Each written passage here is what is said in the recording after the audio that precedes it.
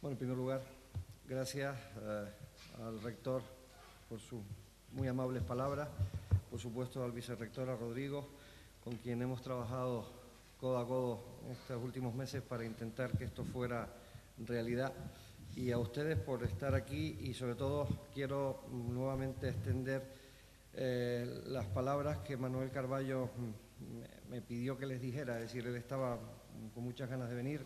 La situación de su esposa ha empeorado súbitamente y por eso al final pues no ha podido ser. Entonces, habíamos acordado en su momento que él hiciera una presentación sobre los retos de la salud en el siglo XXI. Y entonces al final, bueno, pues dentro de lo que hablamos, él me pidió que contara algunas de las cosas, algunas de las ideas que él tenía y que yo después le añadiera la parte en la que yo más me vinculo ahora y más estoy trabajando, que es la relación entre la salud y el cambio del clima. Entonces, realmente, de los retos de salud que tiene en este momento el mundo, probablemente hay uno nuevo por antiguo, y digo nuevo por antiguo porque antiguo se pensó que prácticamente iba a desaparecer del mapa, que es la tuberculosis. La tuberculosis es un problema que está siendo importante en países desarrollados y en países en desarrollo, y necesita respuestas inmediatas para evitar volver a las cifras de morbo y mortalidad que había en el pasado. Otro problema que existe en el mundo es la epidemia del VIH, que ha sido pues también la causa mayor del incremento de la tuberculosis alrededor del mundo, y hoy además el VIH se describe como una enfermedad asociada a la pobreza. Y además lo trágico de esta historia es que los antirretrovirales no son fácilmente accesibles a los enfermos de muchos países. El tercer reto, elegido por, digamos, dentro de los estudios que la OMS está haciendo sobre retos de salud del mundo, son las hepatitis víricas, que están creciendo de manera exponencial y son una causa importante de mortalidad muy ignorada tanto por el público como por los legisladores. De hecho, nosotros participamos desde el Instituto en un estudio multicéntrico en Europa con 12 países sobre la hepatitis B y C en inmigrantes, y al final a veces algunos de los datos que estamos encontrando son realmente terribles en cuanto a la falta de conciencia y sensibilidad en muchos legisladores sanitarios de países para tratar de atajar esto que está creciendo de manera exponencial. Después hay una serie de enfermedades para las que no estábamos nada preparados. La malaria está apareciendo en sitios donde no había, el dengue está apareciendo en lugares donde ni se soñaba, algunos cercanos aquí. El ébola, enfermedad vírica mortal que de momento está circunscrita a África, pero que deseemos que no pase de las zonas en donde está, porque la expansión de la misma sería terrible y eso puede pasar. Y eso realmente es una de las muchas preocupaciones que la OMS ha mostrado en varios de sus diferentes documentos. Por supuesto están las enfermedades relacionadas con los estilos de vida. La obesidad y la diabetes se han convertido en graves problemas de salud, tanto en países desarrollados como en países en desarrollo. Las enfermedades mentales, especialmente la depresión, son patologías que cada vez están siendo más frecuentes y necesitan abordajes pluridisciplinares. Hay más de 120 millones de personas en el mundo afectadas por este problema, que además también a veces tiene que ver con el estilo de vida. Y luego el reto número 7 es el reto de la inmigración. Los inmigrantes constituyen un núcleo muy importante. 1 de cada 33 personas en el mundo son inmigrantes, y si reuniéramos a todos los inmigrantes del mundo tendríamos el 5.º país del mundo en población. Y el reto número 8, que es el que la Organización Mundial de la Salud ha puesto como foco a partir de una declaración de Naciones Unidas sobre el tema, es que el cambio del clima, debido a causas antropogénicas, es sin duda uno de los factores que más influyen en la evolución que están teniendo algunos de los retos anteriores por modificar las condiciones de habitabilidad y salubridad de nuestro planeta. Y decía la OMS en un informe publicado en el 2011 sobre el cambio climático y la salud que 150.000 personas mueren cada año en el mundo por causas vinculadas a factores relacionados con el calentamiento global y el consiguiente cambio climático en la Tierra, que afecta a distintos grupos de población. Esos grupos poblacionales vulnerables son los enfermos crónicos con necesidades especiales, los excluidos sociales, las comunidades marginadas y hacinadas, enfermos encamados, enfermos sometidos a tratamientos especiales, trabajadores con labores extenuantes, niños muy pequeños o mujeres y varones ancianos. Pero si nos centramos en la definición, la clásica definición de salud que hacía la OMS en su época, que decía que la salud es un estado de completo bienestar físico, mental y social, y no solamente la ausencia de afecciones o enfermedades, podremos entender por qué el cambio climático tiene mucho que ver con lo que estamos contando. Y si encima nos vamos a una definición posterior, hecha sobre los años 80, que decía que la salud es un proceso en el cual el individuo se desplaza sobre un eje salud-enfermedad, acercándose a uno u otro extremo, según se refuerce o rompa el equilibrio, entenderemos todavía mejor que realmente el cambio del clima, las causas antropogénicas, las causas del hombre que están modificando las condiciones climáticas del mundo pueden ser problemáticas. Y por eso querría presentarles a ustedes estos datos, porque tal vez en algún lugar es posible que exista una Tierra donde la temperatura no esté aumentando, donde no se alcancen esos valores brutales, donde las precipitaciones no estén siendo cada vez más intensas, donde inundaciones cada vez peores no estén causando desastres,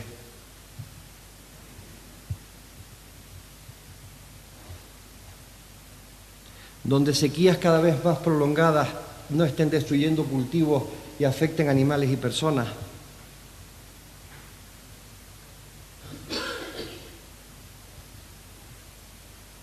donde no haya cada vez más incendios y más intensos y más duraderos, como algunas de estas imágenes que les estoy mostrando de Grecia y de Rusia, donde los vientos huracanados y las tormentas no sean cada vez más destructivas, incluidos las que afectaron a Canarias y que convirtieron, por ejemplo, el dedo de Dios de Gran Canaria en el muñón de Dios,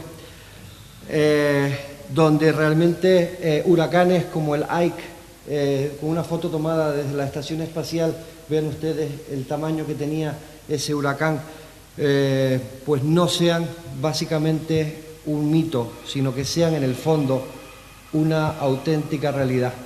En alguna parte se podría pensar que eso no es cierto, sin embargo, eso sucede realmente aquí. Y aquí es donde tenemos la realidad de lo que es el cambio del clima. Hay un proverbio indio que a mí me gusta que dice que trata bien a la tierra porque no te fue entregada por tus padres, sino que te ha sido prestada por tus hijos. No heredamos la tierra de nuestros antepasados, la recibimos en préstamo de nuestros descendientes. Y a partir de esa reflexión a mí me gustaría discutir con ustedes, pues básicamente 4 cosas. La primera es darles una vuelta al mundo en imágenes sobre los daños y los problemas que está generando el cambio del clima en el mundo. Segundo, hablar de conceptos básicos de cambio climático. Tercero, hablar de los aspectos relacionados con la salud y el cambio del clima. Y por último, tratar de ver si podemos hacer algo. Y para eso nada mejor que empezar con una frase de Marco Aurelio, el emperador, que dijo que aquello que no es bueno para la colmena no puede ser bueno para las abejas. Y lo que no puede ser bueno para las abejas, evidentemente, es lo que nosotros vamos a tratar de mostrar ahora aquí. Y vamos a empezar con una foto que fue tomada por el astronauta Bill Anders en el Apolo 8, que fue la primera foto que se tomó de la Tierra desde el espacio y demuestra la fragilidad y la naturaleza finita de nuestro planeta. Y a partir de ahí nos surge una pregunta: ¿está cambiando realmente el clima? Esa pregunta tiene una fácil respuesta si miramos la galería de imágenes que les voy a mostrar ahora, como estas inundaciones en Pakistán,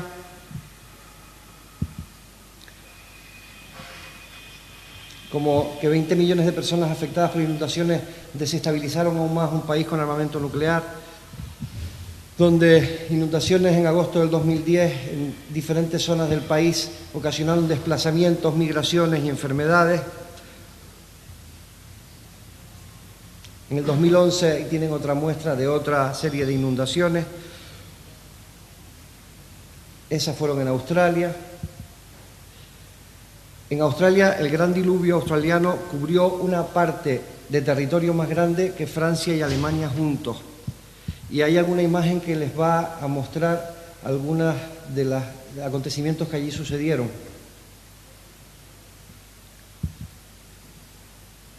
Esto es una imagen de Seúl, en Corea, donde una inundación ocasionó el cuasi derrumbe de un edificio donde al final los equipos de rescate tuvieron que ir a buscar a este buen hombre. Estas imágenes de Seúl también demuestran la capital de Corea cómo quedó arrasada. Hay otra imagen de Gyeongju en Corea del Sur. Hay una foto ahora de China, de Hunan, donde van a ver también cómo quedaron por las inundaciones. Van a ver otra provincia de China también inundada. Van a ver la India. Van a ver Colombia. El año pasado en Colombia llovió 5 veces más que el promedio histórico. Más de 2 millones de personas han sido desplazadas de sus hogares. Pero no solo es en la parte de abajo, también tenemos en la parte de arriba, en el río Mississippi en Estados Unidos se desbordó y estas son las consecuencias. Y van a ver, por ejemplo, en Tennessee, fíjense cómo llegó el agua hasta la altura de ese cartel en una casa, o cómo en Dakota del Norte las casas quedaron bajo las aguas, o cómo la mayor inundación registrada en Dakota del Norte pues cubrió de tal manera la superficie de las ciudades que hasta las calles, los letreros de las calles fueron inundados, o esta diapositiva del Hotel Opryland en Tennessee, que quedó totalmente anegado por las aguas, y decían que las lluvias de este tipo aparecían una vez cada 1000 años y que causaron la mayor inundación en la historia de Nashville, y ya se han repetido 2 veces. Y la mayor parte de la responsabilidad la tuvo esta tormenta tropical, cuyos daños alcanzaron los 12.000 millones de dólares.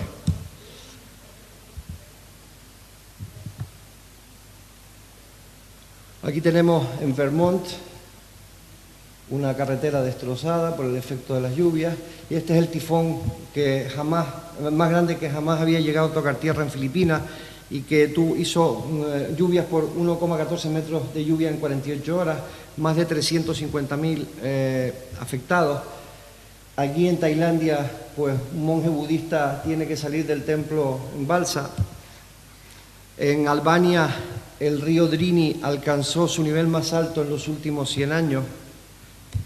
En México, en el estado de Oaxaca, ven ustedes los corrimientos de tierra. Y todo esto nos lleva a una frase de John Quincy Adams, el que fue presidente de Estados Unidos, que decía que los hechos son testarudos y a pesar de nuestros deseos, nuestras inclinaciones o los dictados de nuestras pasiones, ellos no pueden alterar el estado de los hechos y las evidencias existentes. Y las evidencias nos siguen mostrando cosas como esta en Teresópolis, en la sierra cercana al estado de Río de Janeiro, en Brasil, donde hubo inundaciones que murieron mucha gente, o cosas como situaciones como esta en la cual una señora tienen que rescatarla, equipos de auxilio porque su casa había sido arrasada.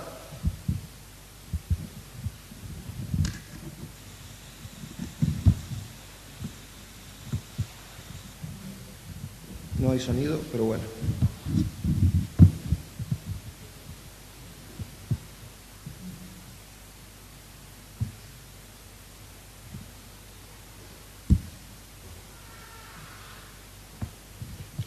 El presidente Lula dijo que Brasil estaba sintiendo los cambios climáticos que estaban ocurriendo en el mundo, y cuando hay sequía severa en áreas donde no tenía sequía y llueve demasiado en lugares donde no llovía. Y eso pasa en otros sitios de América, como es el caso de Veracruz, de México, como es el caso de esta diapositiva donde la Guardia está intentando ayudar a gente a salir de sus casas porque estaban inundadas. Y entonces la pregunta que uno se hace es ¿por qué hay tantos aguaceros y por qué hay tantas inundaciones en todo el mundo? Entonces, realmente la respuesta la tenemos en la frase de un investigador del Centro Nacional de Investigaciones Atmosféricas, que dijo que el calentamiento global está contribuyendo a una mayor incidencia de fenómenos meteorológicos extremos, debido a que el medio ambiente en el que todas las tormentas se forman ha cambiado a raíz de las actividades humanas. Y la única explicación convincente para el aumento de las catástrofes relacionadas con el clima es el cambio climático, en opinión de alguien que tiene mucho que decir al respecto, que son los que pagan, que son las aseguradoras. Este es un estudio hecho por Munich Re, una de las 2 grandes empresas de reaseguros más grandes del mundo, que dijo que la idea de que los fenómenos meteorológicos extremos sean más frecuentes e intensos debido al calentamiento global coincide con el estado actual del conocimiento científico, tal como se establece en el 4º informe del IPCC. Realmente un investigador muy prestigioso, que es el profesor emérito de Clima y Meteorología de la Universidad de San Diego, el profesor Richard Somerville, dijo que esto ya no es teoría o conjetura o algo que se sale de los modelos de simulación. Estamos observando que el cambio climático está pasando, es real y es un hecho científico. Y los científicos solían decir que estamos cargando los dados, es decir, estamos cambiando las probabilidades de que ocurran fenómenos meteorológicos extremos. Pero es que ahora dicen que además de eso estamos pintando más puntos en los dados, es decir, no solo estamos lanzando los dados que tienen 12 puntos, ahora estamos lanzando de 13 en 13 o de 14 en 14. Y eso al final nos lleva a imágenes como estas que les voy a mostrar ahora, que es una super tormenta captada en Estados Unidos, son estas grandes tormentas que cada vez son más frecuentes y que realmente nos hace preguntar si realmente el cambio climático es o no es la causa. Esa es una pregunta que hizo el más famoso experto en cambio climático, se acaba de jubilar, era el jefe del Goddard Institute de la NASA, el doctor Jim Hansen, que dijo que si el calentamiento global fue la causa de la ola de calor del 2010 en Moscú, la ola de calor del 2003 en Europa, las temperaturas récord máximas históricas alcanzadas en Asia en 2010 o las increíbles inundaciones de Pakistán en el 2010. Si la pregunta se plantea como si habrían ocurrido estos hechos, si el dióxido de carbono atmosférico hubiese permanecido en sus niveles preindustriales, una respuesta adecuada sería casi seguro que no. Y ese es el vínculo entre la crisis climática y los eventos climáticos extremos. Vamos a ver una imagen que demuestra que a medida que el CO2 aumenta, la temperatura global va aumentando. Ahí tienen las gráficas donde se ve claramente cómo aumenta la concentración de CO2 y cómo la gráfica de temperatura va subiendo. A medida que aumentan las temperaturas, los océanos evaporan más humedad hacia el cielo. Ahí tienen una animación que lo muestra. Y realmente los cambios de la temperatura media anual mundial se ve claramente en esa gráfica cómo han ido creciendo hasta llegar a valores nunca antes reconocidos. Igualmente pasa con los días de precipitaciones en todo el mundo. Ahí tienen la gráfica y claramente se ve cómo tenemos una tendencia ascendente. Y eso se ve muy bien en lo que se llama el ciclo hidrológico. Es decir, el agua se evapora, precipita, una vez que precipita vuelve al mar y por tanto vuelve a evaporarse. Entonces ese ciclo hace que el aire más cálido pudo retener mucho más vapor de agua y por tanto se van a producir los fenómenos de los que estamos hablando. Y por cada grado adicional de temperatura, la capacidad de la atmósfera para retener el vapor de agua se incrementa en un 7%. Sabemos además que ya hay 4% más vapor de agua sobre los océanos de lo que había solo hace 30 años, de modo que las tormentas de lluvia y también las tormentas de nieve son cada vez más grandes y más intensas, causando inundaciones mayores y más frecuentes. A medida que la temperatura del planeta sigue aumentando, el ciclo del agua que les mostré en la Tierra se intensifica cada vez más. Y además, el mismo calor extra que evapora el agua del océano atrae la humedad de forma más rápida desde la Tierra. Y vemos entonces cómo se evapora el agua del océano y el agua de la Tierra se evapora hacia arriba y va secando la Tierra. Y eso tenemos como consecuencia inmediata imágenes como esta. El lago Poyang en China, que dejó de ser lago hace mucho tiempo y lo único que queda es una barca, porque el resto es totalmente seco. O, por ejemplo, esta zona, que era una zona verde, como se ve al fondo, y que quedó convertido en ese arenal. O, por ejemplo, esta imagen de un campesino sirio que decía que yo tenía 400 hectáreas de trigo y ahora todo lo que tengo es desierto. O, por ejemplo, en Brasil, Manaus, el Río Negro. Esta es una imagen terrorífica. Es decir, en el año 2010 fue el año más seco de la historia, según datos de niveles de agua recopilados a lo largo de 109 años en Río Negro, cerca del puerto de Manaus. El Amazonas, por ejemplo, claramente se está secando y ahí hay un ejemplo muy claro que ustedes ven el verdor en comparación con los años de pluviosidad normal. Es decir, fíjense la zona verde y la zona de sequía. Evidentemente estamos ante una emergencia en el pulmón del mundo. De hecho, la sequía del 2010 en el Amazonas redujo el verde en aproximadamente 1,5 millones de kilómetros cuadrados de vegetación en la Amazonía. Eso llevó a problemas como incendios masivos. Este fue en el Parque Nacional de Brasilia, pero ya no solo en Brasil. En Rusia ya les dije antes que los incendios eran terribles. Ahí tenemos algunos ejemplos de Vixa en Rusia, ahí tenemos otros más. Aquí tenemos uno muy curioso que van a ver el Kremlin totalmente cubierto de humo provocado por incendios cercanos a Moscú. Hay una imagen también muy interesante que se ve la cantidad de incendios que se podían percibir desde el satélite en la zona de Rusia. Y realmente el gran problema que tuvo esto no fue solo el problema del clima, el problema fue el problema alimentario. 4 meses más tarde de estos incendios, los precios de los alimentos alcanzaron niveles récord después de que Rusia, Ucrania y Kazajistán suspendieran las exportaciones de granos como consecuencia de la sequía y los incendios sin precedentes. Ahí tienen ustedes el índice de precios alimentarios, según la FAO, cómo ha subido de 1990 a enero del 2011. Y eso llevó al presidente de Rusia, que no era un especial convencido del cambio climático, a decir, francamente, lo que está pasando con el clima del mundo en este momento nos debe motivar a todos. Me refiero a líderes mundiales y jefes de organismos públicos, a hacer un esfuerzo más vigoroso para luchar contra el cambio climático global. Lamentablemente eso se está quedando solo en eso, en palabras, porque muchos de ellos todavía no han empezado a actuar. Ahí tenemos una imagen de una tormenta que se produjo sobre Phoenix, en Arizona. Es una imagen acelerada. Van a ver qué terrible tormenta de polvo y arena cubrió la ciudad el 5 de julio del 2011.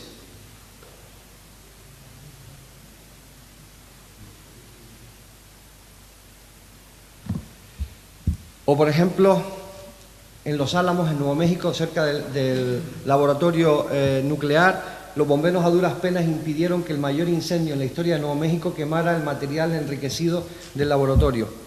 O, por ejemplo, en Australia, una imagen también de satélite donde se ve claramente el porcentaje de superficie quemada.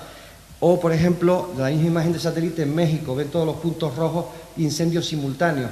Todo eso lleva a unos niveles de sequía excepcional en el mundo. Y fíjense ustedes, ese es un gráfico que va a ir evolucionando de enero a junio del 2011. 387.483.000 personas afectadas por la sequía excepcional nos llevan a una realidad. Y es que la realidad dice que podemos resolver esta situación y debemos hacerlo mucho más rápido de lo que lo estamos haciendo, porque los científicos dicen que se prevé una intensificación de la sequía en amplias zonas densamente pobladas del mundo si no actuamos pronto para reducir las emisiones que provocan el calentamiento global. Y esa sequía, ustedes ven claramente cómo entre el 2000 y el 2009 ha ido creciendo. En el 2030 al 2039 las zonas oscuras son las que van a ir dando pie a lo que va a pasar, y la siguiente 2060-2069 y la siguiente 2090-2099, si no actuamos, el mundo realmente va a estar mucho más seco de lo que teníamos. Y nos podemos encontrar con fotos como esta del río Loire en Francia, que dejó de ser río y se convirtió en eso que ustedes ven ahí. O el lago Gruyère en Suiza, que dejó de ser lago prácticamente, y ahí lo tienen, lo que queda de él. Y todo eso, al final, es la realidad a la que yo me refería. Me gustaría hacer una muy rápida incursión en los conceptos básicos que manejan los expertos en cambio climático, porque los que no lo somos, de alguna manera, pues hablamos a veces o no tenemos claros algunos de ellos. Y claro, para eso no hay nada mejor que la frase de Mark Twain, que decía que lo que nos genera problemas no es lo que ignoramos, es lo que estamos convencidos, que sabemos con seguridad, y sin embargo no es así. Si usted, hay una foto muy bonita, y un comentario de Carl Sagan, el astrónomo, decía: si usted tiene una esfera recubierta de barniz, la delgadez de esa capa será la misma que la de la atmósfera de la Tierra, comparada con el resto de su superficie. O cuidamos esa capa o se desvanece. Y ahí podemos ver un ejemplo de cómo se calienta la Tierra.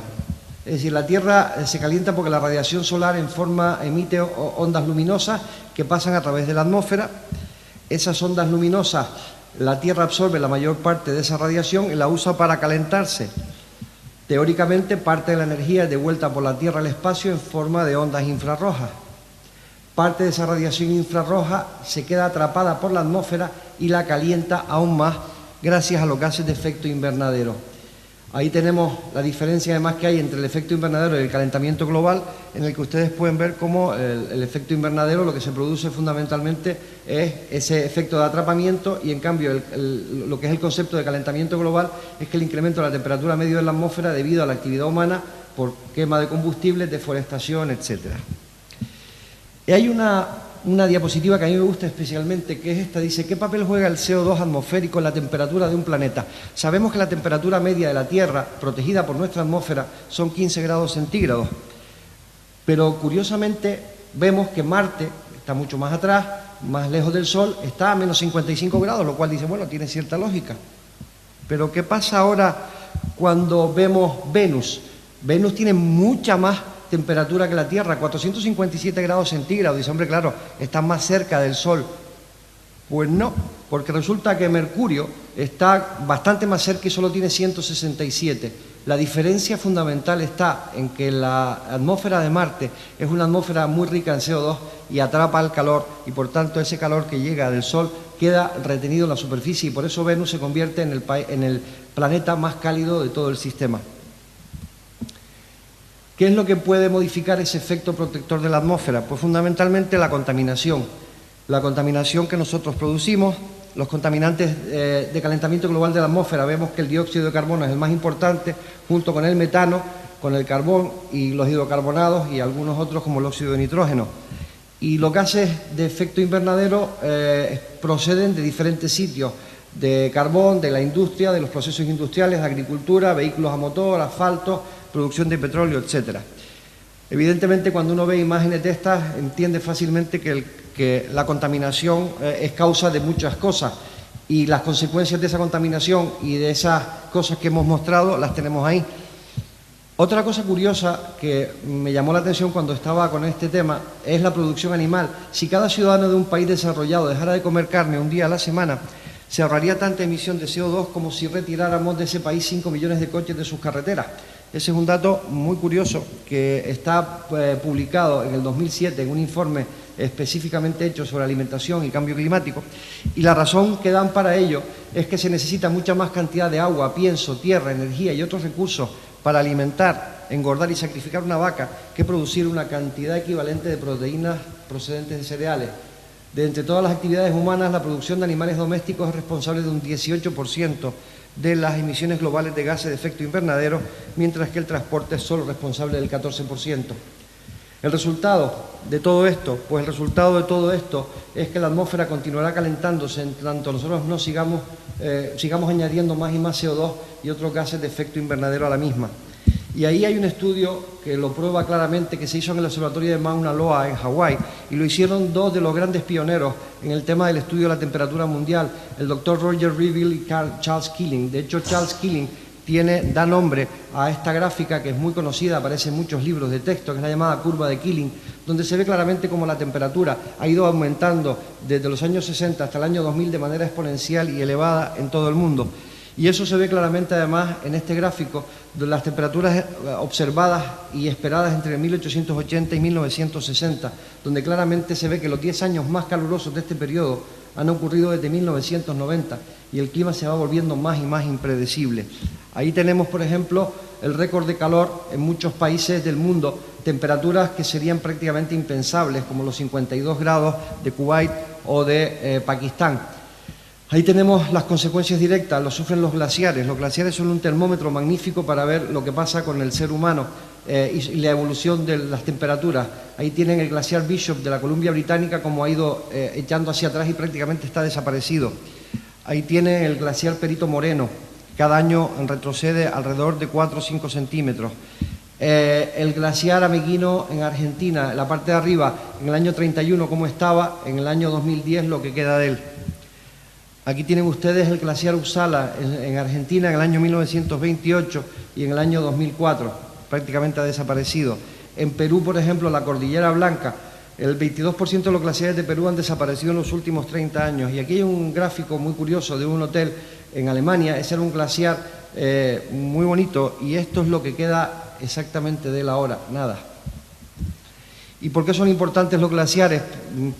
Sobre todo porque los glaciares nos permiten medir cómo van evolucionando este tipo de temas.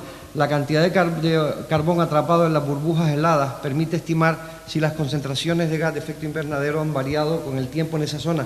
Pero evidentemente si acabara el glaciar, pues acabarían esa posibilidad de estudio. Y ahí vemos la concentración de CO2 en los últimos 800.000 años, por debajo de las 300 partes por millón, y cómo han ido subiendo. y ahora el gráfico que muestra la relación entre CO2 y temperatura en la Tierra en los últimos 800.000 años. Vamos a ver ahora cómo el gráfico muestra la concentración actual y la proyectada de CO2. Y tienen ustedes que se va a salir del gráfico la concentración de CO2 y tienen ustedes también la imagen como ya ni siquiera podemos verlo porque se sale por completo de esta imagen. Y vemos los cambios en la temperatura anual global que antes les mostré, cómo claramente está incrementándose. Ahí tenemos el nivel de temperaturas pronosticados en los próximos años y ahí tenemos ahora el nivel de temperaturas previstas por la causa humana. Claramente vemos cómo las temperaturas observadas reales están prácticamente por encima de eso. ¿Y por qué ocurre esa variabilidad? La variabilidad natural prevista se debe a las erupciones volcánicas, a fenómenos atmosféricos o a las variaciones debidas a la luz solar. Las variaciones antropogénicas previstas se deben a situaciones moduladas por el CO2, los aerosoles o los combustibles fósiles. Las altas temperaturas, las olas de calor y las muertes son causadas por estas variaciones climáticas. Realmente diversos estudios realizados en el Reino Unido demostraron que los problemas comienzan cuando el termómetro sube a más de 18 grados por encima de la temperatura media habitual. Sabemos que la mortalidad se incrementa de un 7 a un 33% y si la ola de calor dura más de 4 días, el impacto sobre la salud puede ser 5 veces más alta. Y no hay más que ver las temperaturas registradas en sitios como los que antes les dije, como este caso de la India, 50 grados de temperatura, o este de Pakistán con 52 en Multán, o este en un valle de Pakistán con 54 grados, o sin irnos más lejos, en Barcelona o en Sevilla, donde llegaron a 49. Y ese incremento general de las temperaturas, ¿qué efectos medibles tiene? Pues si uno hiciera un poco de Nostradamus, veríamos, dicen los expertos, que en el año 2040 solo quedará hielo en los frigoríficos. Lo que en el año 2007 eran 14 millones de kilómetros cuadrados de agua sólida, 33 años después será solo un recuerdo fotográfico y nos podría llevar a, como esta imagen de composición de la Gran Vía de Madrid convertida en un desierto, ya que al calentarse el agua de los océanos aparecen algunos efectos secundarios, como estos, por ejemplo, o como estos, o como este, o como este. Pero es que además cuando se calienta el agua pasan cosas como esta, invasión de medusas. En Canarias las hemos sufrido y claro, espero que nunca ninguno de los que les guste el submarinismo se encuentre con esto cuando esté debajo del agua.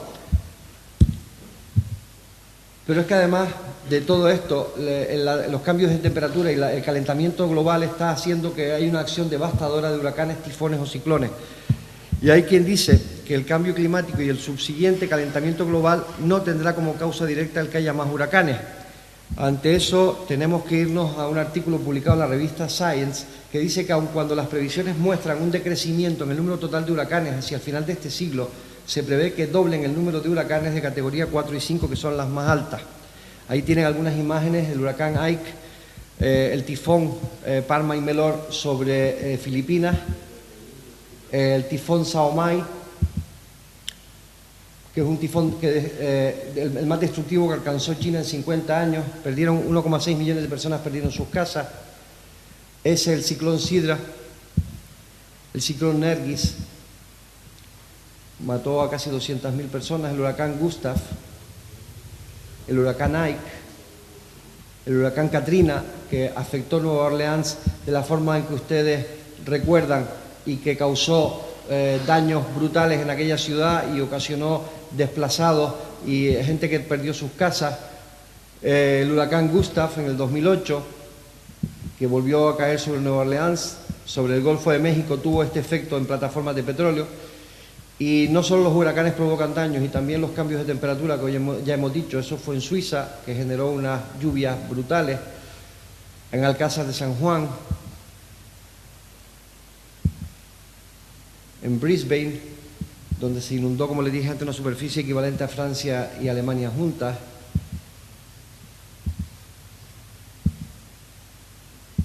En Bangladesh, en Argentina, en Birmania, en México. Y si las cosas siguen así, si el agua sigue subiendo en los océanos, habrá islas que queden bajo el agua, habrá ciudades que queden inundadas y habrá que gastar cantidades astronómicas de dinero para evitar que esto suceda. Y el ejemplo más claro lo tenemos en las Islas Maldivas. Las Islas Maldivas están prácticamente por debajo del nivel del mar. De hecho, hay zonas de Maldivas que están a menos 2,5 metros por debajo del nivel del mar. Y eso llevó al gobierno de las Maldivas a celebrar un consejo de ministros debajo del agua para llamar la atención antes de la cumbre de Copenhague y que la gente se diera cuenta que ellos, si las cosas no cambian, van a acabar así en los próximos años.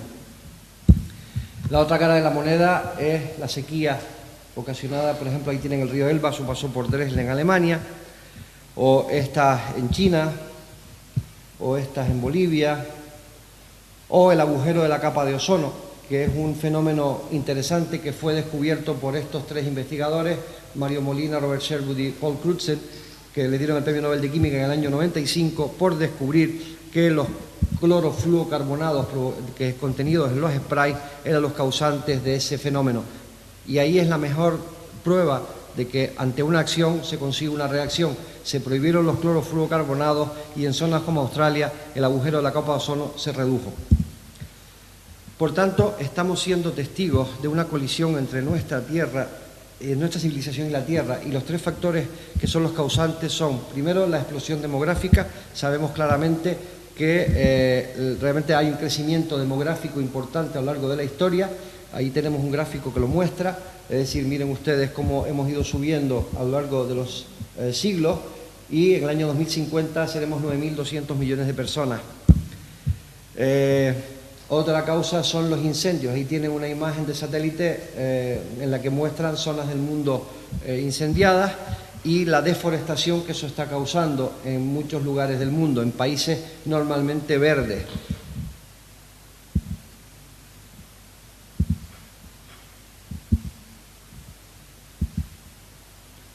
Algunos de esos incendios realmente, pues como el de Grecia, pues han destruido zonas enteras. Y luego el segundo factor es la revolución tecnológica y científica. Y hay un axioma que dice que hábitos antiguos más tecnología antigua igual consecuencias predecibles. Pero si tenemos hábitos antiguos más tecnología nueva, las consecuencias están radicalmente alteradas. Y el mejor y más dramático ejemplo es posiblemente el de las guerras. Pasamos de las guerras en las cuales se luchaba con ondas, a luchar con espadas y arcos, a luchar con bayonetas y con rudimentarios fusiles de asalto, a la guerra tecnológica, como las primeras cosas se pusieron en la Segunda Guerra Mundial, a llegar al hongo atómico y todas las consecuencias posteriores que eso tuvo. Por otra parte, la tecnología también pasó del burro al tractor, pasó de lo que era una pala a esto, pasó de redes artesanales de pesca a esta otra forma industrial de captación de pesca, las redes masivas. Y luego una cosa muy clara, que es nuestra forma de pensar y de actuar. Y nuestra forma de pensar y actuar tenemos como mejor ejemplo el síndrome de la rana. El síndrome de la rana es un síndrome, es una muy curiosa forma para entender a través de este símil cómo funcionamos los humanos. Tenemos esta graciosa ranita y tenemos al lado un cacharro con agua muy caliente. La rana salta al cacharro de agua caliente y cuando llega y ve que el agua está caliente sale pitando del cacharro porque evidentemente se está quemando.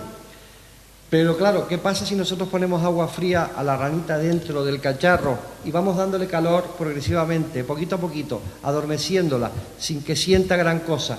Pues que la rana se va quedando cada vez más sancochada, utilizando término canario, y al final, como no actuemos rápido y saquemos a la pobre rana, la rana no podrá disfrutar de una vejez tranquila y placentera. Entonces, los errores comunes que tenemos al respecto son, primero, ¿existe o no desacuerdo en los científicos sobre que el problema es real o no? El dato dice que el debate sobre el calentamiento global ya ha terminado. Hay un monográfico de Scientific American que demuestra claramente eso, entre otras muchas cosas. Un consenso como el alcanzado en torno a este tema es muy poco común en el mundo de la ciencia, lo dice el editor jefe de la revista Science. También sabemos que hay el número de estudios científicos que tratan sobre el cambio climático publicados en revistas científicas de impacto durante los últimos 10 años son 928. El número de ellos que están en desacuerdo con el consenso global de que la polución del gas de efecto invernadero ha originado la mayor parte del calentamiento en los últimos 50 años, 0. Esta idea falsa sobre la supuesta incapacidad de la ciencia para una respuesta coherente es una ilusión creada deliberadamente por quienes se oponen a las acciones de gobierno. Y su único objetivo y su cínico objetivo, tal y como se declara en un memorándum secreto filtrado a la prensa, es que hay que conseguir que el calentamiento global se considere una teoría en lugar de un hecho. La duda es nuestro éxito. ¿Y han tenido éxito? Bueno, los artículos publicados, ya les dijimos, 928, duda, 0. Pero en cambio, cuando nos vamos a artículos divulgativos en prensa general, el porcentaje de dudas sobre las causas se eleva al 53%. Con razón la gente está confusa. Pero claro, evidentemente a aquellos que niegan la existencia de la crisis climática a menudo afirman que no hay consenso científico. Sin embargo, todas las academias nacionales de ciencias de los países más importantes del mundo confirman que el calentamiento global tiene causa antropogénica. Y ahí tenemos la lista de academias que firmaron ese documento. Y las academias nacionales que rechazan ese dato, ninguna. De hecho, la Declaración Conjunta de las Academias Nacionales de Ciencias para las Naciones del G8 dijo que la necesidad de medidas urgentes para abordar el cambio climático es indiscutible. Y las principales sociedades científicas del mundo, en los campos relacionados con el estudio del cambio global, confirman ese consenso. Ahí tienen ustedes la inmensa lista de sociedades internacionales que firmaron ese documento. 97-98% de los científicos climáticos más activos y publicados en el campo apoyan el principio de que el cambio climático es antropogénico, tal como fue descrito por el IPCC. Los negacionistas parecen estar seguros de que los científicos del mundo están equivocados y que el vertido de 90 millones de toneladas por día de contaminantes provocadas por el hombre no son causa de calentamiento global y no son la raíz del problema. Ellos realmente saben que tiene que ser otra cosa. ¿Y qué podría ser? Como esto no tiene sonido, voy a intentar poner el sonido directamente aquí, a ver si lo conseguimos, para que oigan las declaraciones de un representante del Senado de los Estados Unidos. No se oye.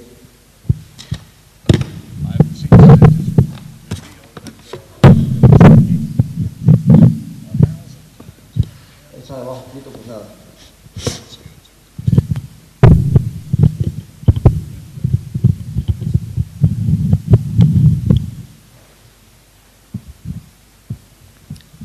¿Qué fuente emite más CO2? Siguiendo con lo que decía este buen hombre. ¿Los volcanes o los seres humanos? Los volcanes emiten 0,15 a 0,26 gigatoneladas por año. Los seres humanos 35 gigatoneladas por año. 135, 230 veces más. Hay 12 líneas independientes y diferentes que demuestran que hay un importante calentamiento causado por los humanos. Ahí los tienen.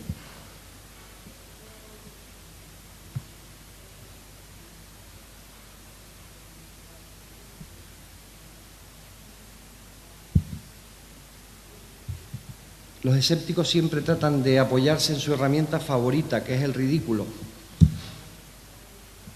En particular les encanta decir que el CO2 no es dañino, idiota, y ahí tiene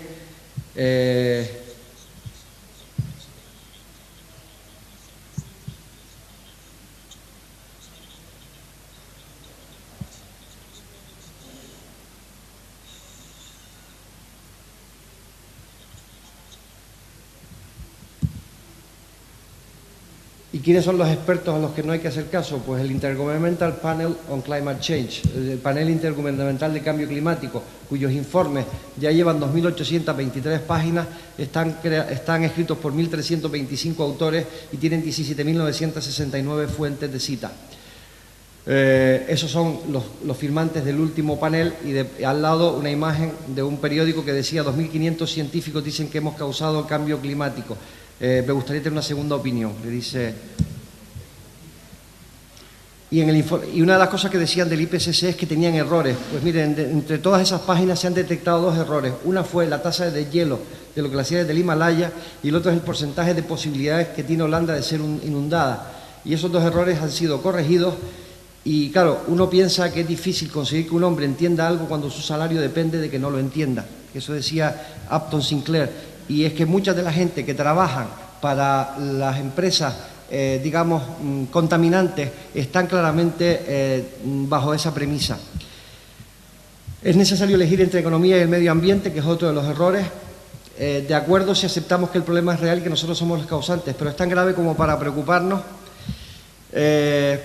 Una de las cosas que sabemos es que la humanidad ya posee los conocimientos básicos necesarios para resolver los problemas del cambio climático. Eso lo dijo Stephen Pacala y Robert Sokolow, que son dos de los grandes expertos en el mundo en cambio climático. Y sabemos que si la crisis climática es causada por la actividad humana, podría ocurrir que las compañías petroleras y las carboníferas tuvieran que dejar de verter su contaminación en la atmósfera como causantes del cambio climático. Pero claro, esperen, porque son las empresas que dan a los escépticos todo lo que necesitan para su campaña. Una de las cosas que hemos descubierto recientemente en una tesis doctoral que acabamos de hacer es que si uno pide a Amazon 3 libros sobre cambio climático, te regalan un libro sobre negacionismo. Eso va incluido en el paquete. Y el libro evidentemente lo pagan los negacionistas. Y además es muy curioso, no hay nadie más a lo que se pueda culpar. Pues miren, vamos a ver a otro representante del Congreso de Estados Unidos, Dana Rohrabacher, que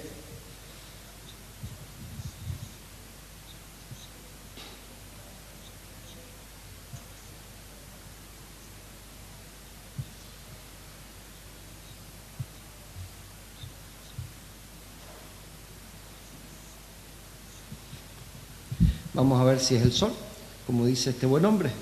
¿Qué sabemos del Sol? Lo que sabemos es que la energía solar, la realidad es que está afectando el clima. Vamos a ver, la actividad solar es esa gráfica, la temperatura es esa, y si las mezclamos las dos, lo que vamos a encontrar es que la temperatura está muy por encima de la energía solar. Y hay una frase de Ray Pierre Humbert que decía que el argumento solar es un ataúd al que le han clavado tantos clavos que lo más difícil es encontrar algún lugar para que quepa alguno más. De acuerdo con este análisis, las fuerzas solares contribuyeron de manera insignificante al calentamiento a lo largo del plazo de los últimos 25 años. Otro fulano que ya salió antes.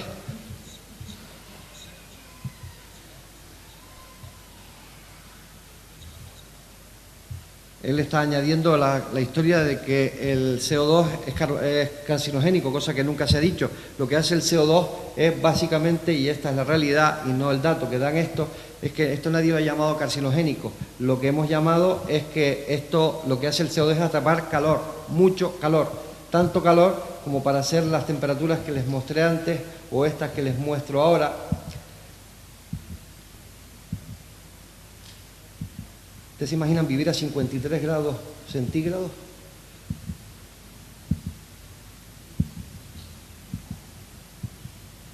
Y seguimos subiendo.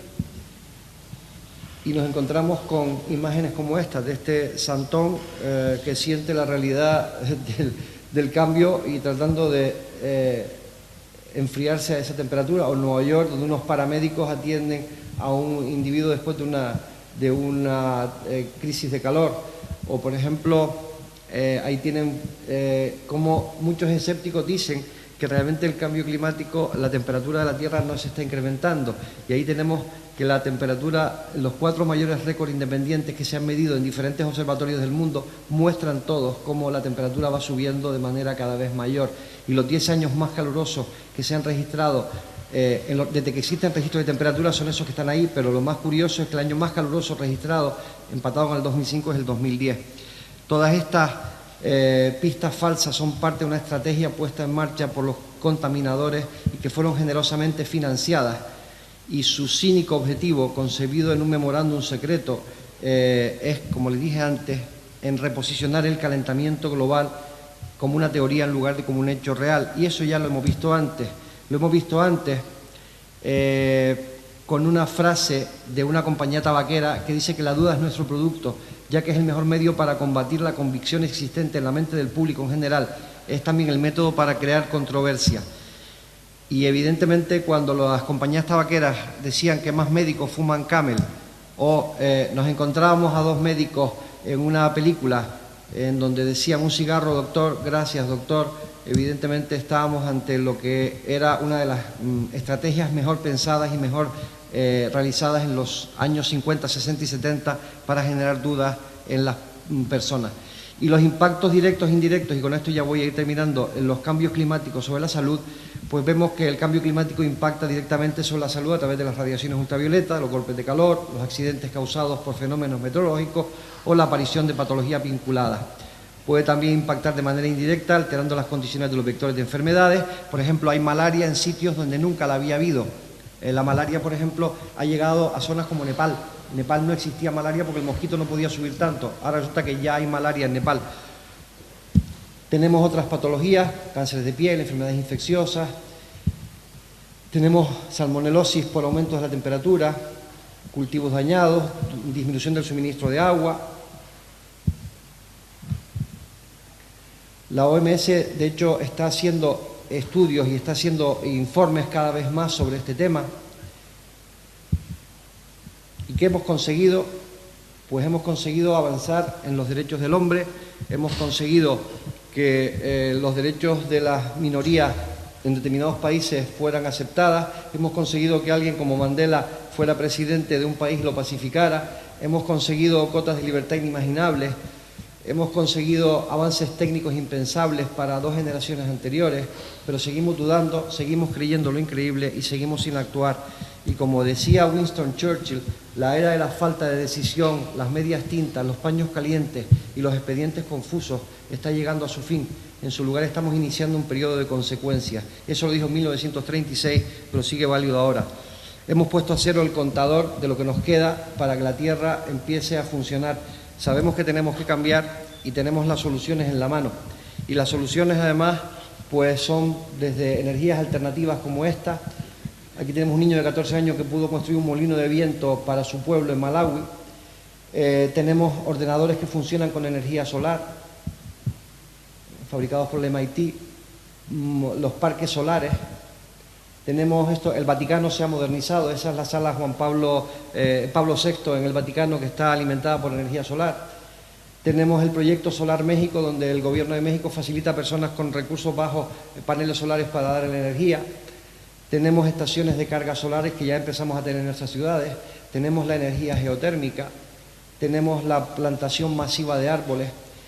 Pero ¿qué puede hacer cada uno de nosotros? Primero que nada, expresar su opinión. Esa es la primera cosa, es decir, no callarse. Segundo, unirse a iniciativas o proyectos sobre la realidad climática. Y tercero, probablemente tomar decisiones de consumo que reduzcan el consumo de energía. Y además no darse nunca por vencido.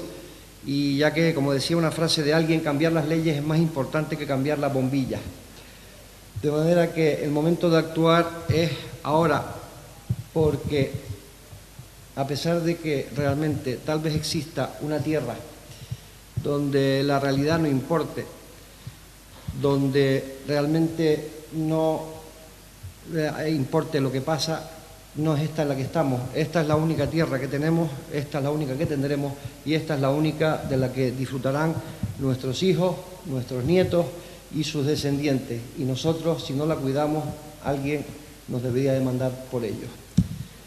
Muchísimas gracias por su atención, porque la verdad es muy simple y es esta realidad que yo he querido mostrarles hoy aquí. Gracias.